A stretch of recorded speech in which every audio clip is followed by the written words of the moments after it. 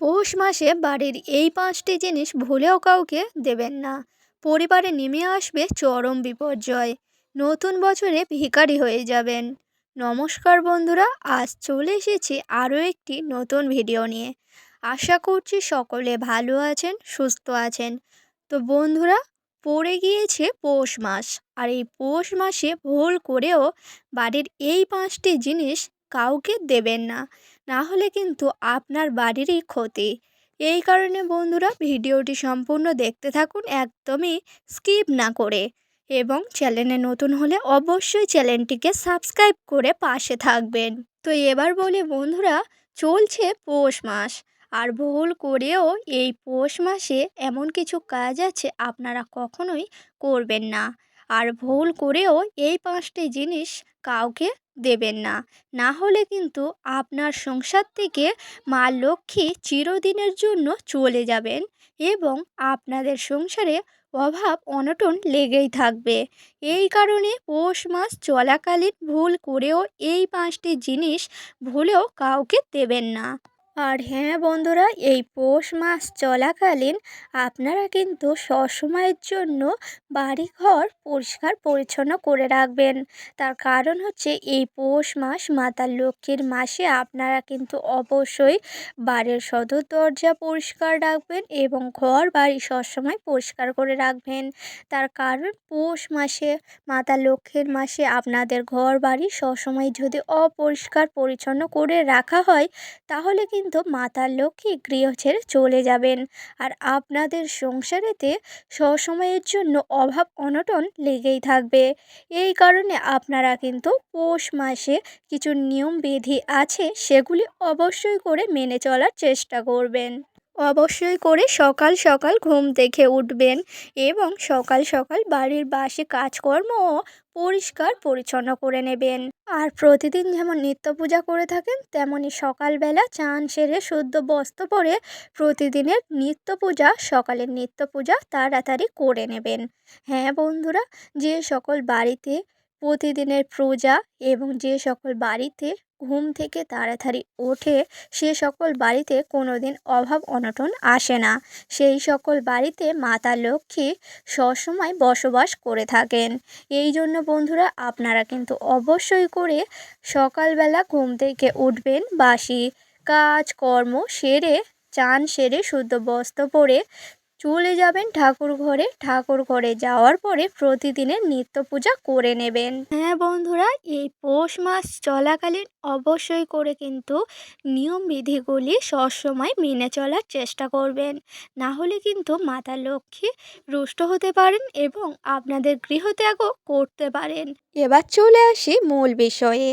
আপনারা এই পৌষ মাসে কোন 5টি জিনিস আপনাদের গৃহ থেকে কাউকেই দেবেন না। তো প্রথমেই যে জিনিসটি হচ্ছে বন্ধুরা, সেটি হচ্ছে চাল। তার কারণ হচ্ছে পৌষ মাস চলাকালীন একদমই ভুল করেও চাল বা ধান কাউকে দেবেন না, না হলে কিন্তু মাতা লক্ষ্মী আপনার গৃহত্যাগ করবে এবং সারা জীবনের মতো আপনার গৃহ ছেড়ে চলে যাবে এবং সংসারে অভাব অনটন লেগেই থাকবে।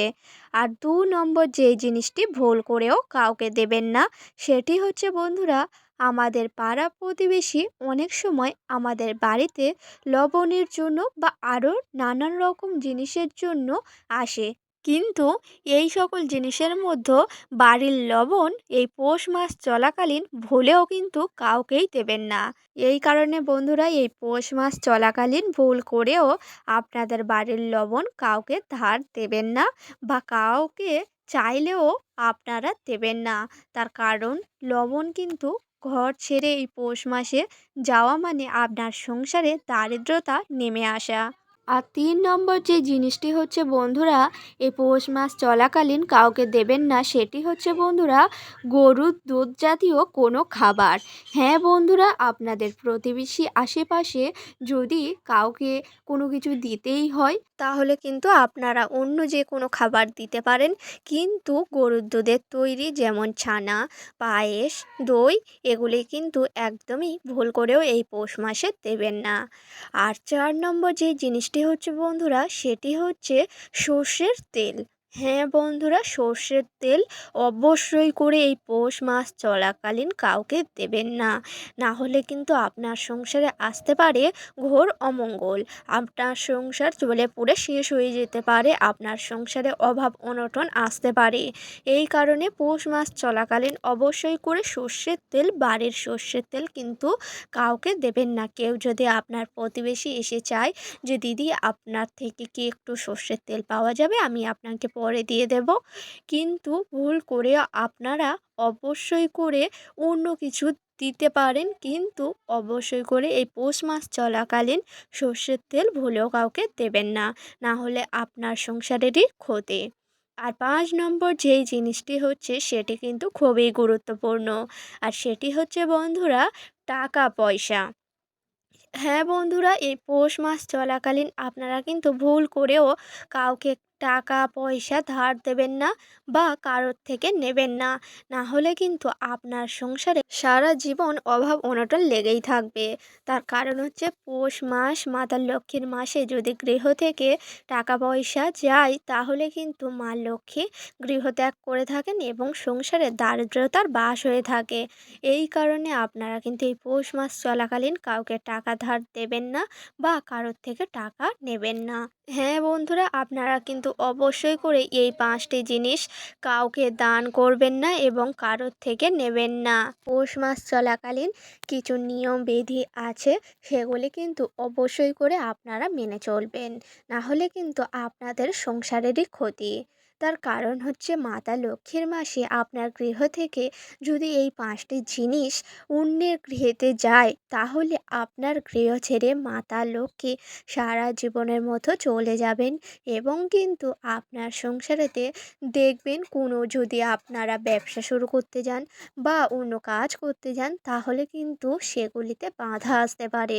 এই জন্য পৌষ মাস চলাকালীন এই 5টি জিনিস কাউকে দেবেন না বা কারোর কাছ থেকে ভুল করেও নেবেন না।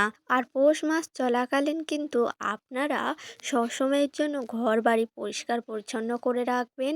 তুলসী তলায় জল ঢালবেন, 1 ঘটি করে গঙ্গা জল সন্ধ্যাবেলায় প্রতিদিন দিতে পারেন। আর সদর দরজা তো সবসময়ের জন্য পরিষ্কার পরিচ্ছন্ন করে রাখতে হয়। তার কারণ হচ্ছে বন্ধুরা, আমরা সকলেই জানি যে আমাদের বাড়ির সদর দরজা থেকেই মা লক্ষ্মী গৃহতে প্রবেশ করে। এই জন্য বন্ধুরা আপনারা সদর দরজা সবসময় পরিষ্কার করে রাখার চেষ্টা করবেন, যার ফলে মাতা লক্ষ্মীর গৃহতে আসতে অসুবিধা না হয়। এই কারণে বন্ধুরা আপনাদের সদর দরজা সবসময় পরিষ্কার করে রাখবেন, যার ফলে মাতা লক্ষ্মী আপনার গৃহেতেই বসবাস করতে পারে এবং সকল বাধা বিপত্তি কাটিয়ে দিতে পারে। তো বন্ধুরা, ভিডিওটি ছিল এই পর্যন্ত। ভিডিওটি যদি ভালো লেগে থাকে লাইক করবেন, শেয়ার করবেন, কমেন্টে লিখে যাবেন জয় মা লক্ষ্মীর জয়, এবং চ্যানেলে নতুন হলে অবশ্যই চ্যানেলটিকে সাবস্ক্রাইব করে পাশে থাকবেন পরের ভিডিও পাওয়ার জন্য। সকলকে জানাই ধন্যবাদ।